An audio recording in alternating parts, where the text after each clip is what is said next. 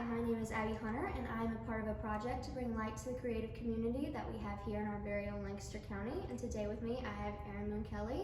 Tell us a little bit about yourself, Erin, and how you became a musician. Well, thank you for having me here, Abby. I became a musician because I have two parents who are musicians and music teachers, and I learned to play flute from my mother. My mother is a professional flutist, but she also taught general music and taught first grade. So she taught me and all my sisters flute, recorder, and piccolo. We had other private teachers along with them. And my father is also a band director, music publisher, music teacher, composer, arranger, you name it, he's done it for all ages. And so my mother taught me pedagogy, flute, and all of that. My dad taught me music theory, conducting, and music made sense to me, and I just ended up applying it to church. I played with the church music ministry, and I ended up applying it to all of my academic subjects, which kind of helped everything stick. Yeah. And I ended up doing tutoring, academic subjects for service hours, and in addition to teaching flute lessons and gigging. And I applied music concepts to those areas as well, and it made sense, and I was good at it, and I felt at home there, and I felt that some higher being had called me to do it, so I did it. Yeah. And how would you say living in Lancaster has affected your life as a musician? Well, I've become accustomed to be more audience focused and really focus on them, their likes, their dislikes. And I've also gotten to know lots of other professional and semi-professional and amateur musicians in the area who were just itching to find an outlet to play, but had limited areas to do so at that time. When I moved down here in 2004, there was only one community band, the Charlotte Concert Band, which I am a member of. And I've been there since 2004. We have a Memorial Day concert coming up, you guys, so check out charlotteconcertband.org and come join us there.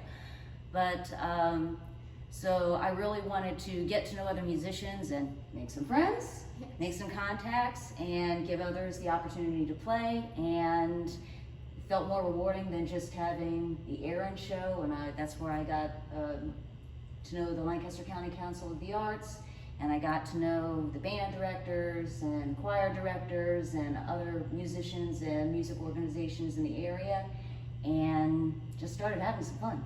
Yeah, it sounds like it. Where would you say you get the inspiration for your work from? Oh goodness, pretty much all over. Even though I do play solo work and I do a lot of solo work, but I really feel that music making and really any type of teaching, production, any type of work is a group-oriented thing. Nobody does it alone. So I really enjoy teaching my classes at USC Lancaster. There's openings for fall, y'all. Come join me. We have a good time there.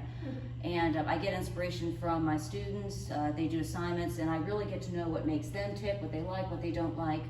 I get inspiration from my 11-year-old daughter. She's a visual artist, and when she creates something, I automatically think, you know what? I have a piece of music in mind that will go perfect with that. Henceforth, I use a lot of her art in my videos for EMK Music's YouTube page, so I have a good time there. I use art, theater, opera, whatever I can get my hands on to teach my USC Lancaster classes and to teach other areas, whether I'm working with a band or an orchestra, or even when I'm doing chamber music and trying to learn something. If I'm talking about music colors, I always have art or theater or whatnot or other experiences in my head when I do it. Yeah. And it just kind of morphs into rehearsing and teaching, and everything kind of plays together, and I get ideas not just from other musicians, but just from everyday life. So arts, I feel, it's not just one person. Nobody does it alone. And even if it's just me and a pianist, there's always a group effort with it. So you're part of a larger picture. You're part of a larger puzzle. You never do everything by yourself. I agree with that statement. But what would you say is your favorite genre of music to play? I like chamber music. I mean, I love playing in big ensembles, but with chamber music, there's no conductor, and it's a very intimate setting. So you really have to know the music, of course, because there's only one on a part. So if you get lost, there's one person to blame. It's you. But if you know the music well and you know your colleagues well and are in sync with the people you're playing with, you're able to find your way back quickly and still have a good time. They have a good time. The audience has a good time. And I adapt that philosophy to playing in larger ensembles too, simply because it helps me learn myself and learn my part better by finding out how I mesh with not just the other people, but the other areas of an ensemble as a whole. So you're really just one part of a bigger picture, which makes the experience and the work much more meaningful, much more rewarding. So what would you say is your favorite style of music to play? I like it all, but I really like pieces that kind of have like a classical twist to it. So it's kind of like a major look moment, where it will be mainly classical or mainly romantic or something like that in nature. But there's always some type of maybe pop or jazz or country or folk twist to it. That's sometimes subtle, sometimes blatant, and vice versa. I like music that's pop oriented or ethnic in nature, but can have a little bit of a classical romantic twist to it. And to me, that's kind of just taking all of the areas of all of the history of music, kind of merging it into one. And I like the visual art that I like that too. I like impressionists mixed with modernism. I like classical pieces that are kind of mixed, that are borderline romantic. My daughter kind of does mixed media all the time, and I like a mix. I like variety. So. And how would you say the pandemic has affected your work as a musician? Well, that's what inspired the creation of EMK Music's YouTube channel. I ended up doing a lot of virtual shows, some of which were just me playing a lot of unaccompanied literature. I learned a lot of unaccompanied literature during the pandemic.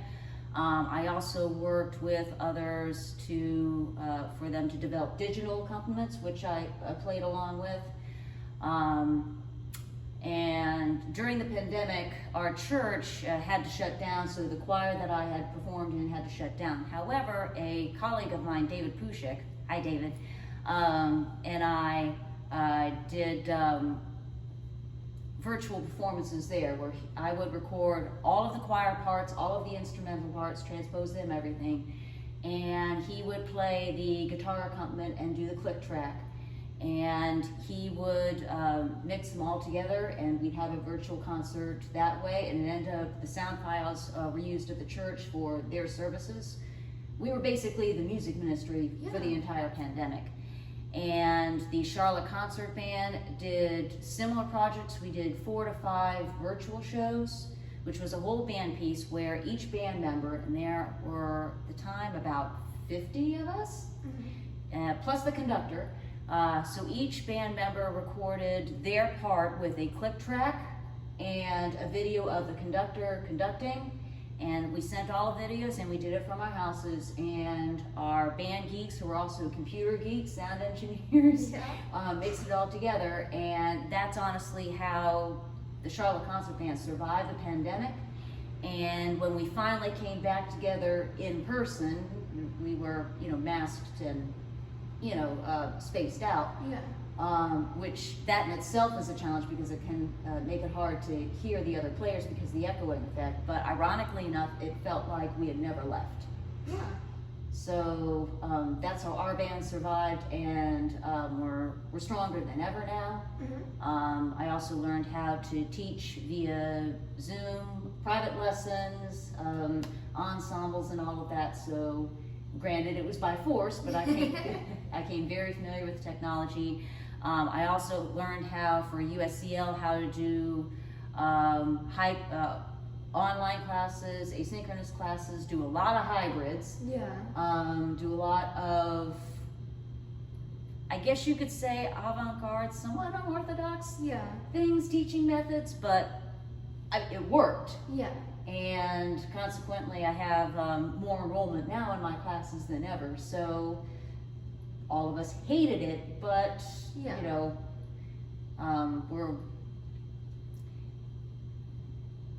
it worked, Yeah. and we just have to concentrate on the elements that did make us better for it, Yeah. even though it was a pretty bad time for all of us. Yeah, I think everyone would agree with that.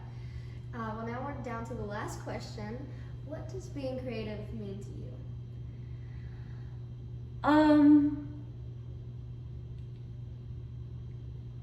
Any creative endeavor always has its challenges. Mm. And that's whether you're performing, teaching, producing, drawing, whatever. It always has its challenges. And there's always some group element to the mix. You always have to rely on at least one other person, if not a multitude of people, so nobody does it alone. And to me, the most creative, innovative, somewhat avant-garde solutions are usually the best ones and yield the best results. Mm-hmm. And that's how we humans learn best, or at least that's been my experience. That's how I Yes. learn best. That's how my daughter learns best. My grandmother always said that the only time you stop learning and creating is when you're dead, and even then God makes exceptions. So I feel that my work is nowhere near done, Mm-hmm. not by a long shot. I feel there's a reason that he brought me here to Lancaster, and I'm not sure what challenges or projects or whatever are coming my way, but it's been a fun ride. It's been a rewarding ride, and I'm looking forward to whatever he has in store for me. Well, that was a good answer. And thank you for your time. Absolutely. Thank you for having me. Okay. Bye, y'all.